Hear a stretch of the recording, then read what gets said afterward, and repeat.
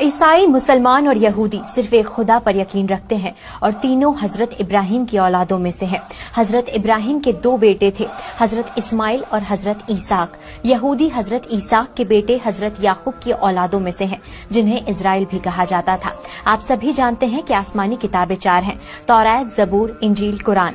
तौरात हजरत मूसा पर नाजिल हुई, जिसे यहूदी अपनी किताब तनाख मानते हैं। कुरान में तौरात का जिक्र है, लेकिन वक्त के साथ इसमें तब्दीलियां हुई, इसलिए मुसलमान आज के तौरात को मुकम्मल नहीं मानते, क्योंकि खुदा की भेजी किताब में बदलाव नहीं होता।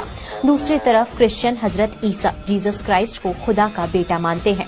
हजरत ईसा भी हजरत ईसाक की औलाद से थे, लेकिन ईसाईयत एक ऐसा मजहब है जो हर नस्ल और कौम के लोगों को शामिल करता है। ईसाई हजरत ईसा पर नाजिल हुई किताब बाइबल को मानते हैं, जिसे मुसलमान इंजील मानते हैं, पर मुकम्मल नहीं।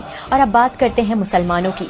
हजरत इब्राहिम के पहले बेटे हजरत इस्माइल की औलाद से अरब कबीला निकला, जो आखिरी पैगंबर मोहम्मद साहब के जरिए इस्लाम को मानने वाला मुसलमान बना, जिनकी मुकद्दस किताब कुरान है। पर असली जंग यहीं से शुरू होती है, क्योंकि तीनों मजहब किसी के आने का इंतजार कर रहे हैं। यहूदी एक ऐसे शख्स का इंतजार कर रहे हैं जो यहूदी कौम की अजमत कायम करेगा और फिलिस्तीन के बैतुल मुकद्दस यानी अल-अक्सा को टेम्पल में बदल देगा, जिस शख्स का जिक्र कुरान में है, जिसे मुसलमान दज्जाल मानते हैं। इसलिए इजराइल बैतुल मुकद्दस को शहीद नहीं करता।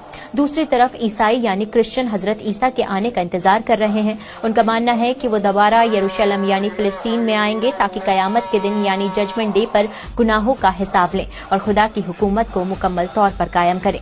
तीसरी तरफ मुसलमान भी इंतजार कर रहे हैं कि बैतुल मुकद्दस में हजरत ईसा आएंगे, पर उनके साथ हजरत मेहदी का भी ज़हूर होगा और वो दोनों दुनिया में इंसाफ कायम करेंगे और दज्जाल को खत्म कर देंगे। इसलिए अभी दुनिया में बहुत से जुल्म होने बाकी हैं।